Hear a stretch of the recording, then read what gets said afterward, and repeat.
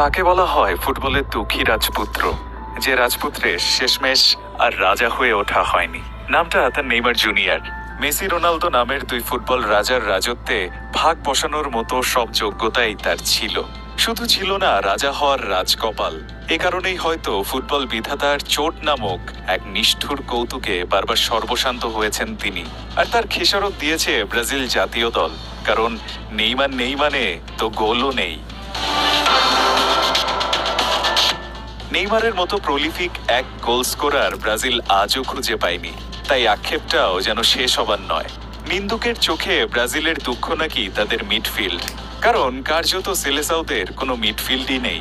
উইঙ্গারের মধ্যে চালাচালি হওয়া বল হারিয়ে যায় অ্যাটাকিং থার্ডে। গোল স্কোরার তবে তৈরি হবে কোত্থেকে? সাথে গোল হজম তো আছেই। যোগবনিতর জয়গান গেয়ে বিশ্ব দাপানো সেলেসাওরা এখন বড্ড ছন্ন ছাড়া। ব্রাজিলের খেলায় 90 মিনিট মনোযোগ রাখাই তো মুশকিল। নেই সেই আগের শৈল্পিক ছোঁয়া, আর গোল করা সে তো দূর আকাশের তারা। ইকুয়েডরের সাথে কোনো ক্রমে একটা গোল করে 3 পয়েন্ট পেলেও কোচ দরিভাল জুনিয়র তার নিজের পরিকল্পনা নিজেই কতটুকু বোঝেন কে জানে। অবস্থা যখন তখন নেইমারের অভাবটা আরো পোড়াচ্ছে সেলেসাওদের।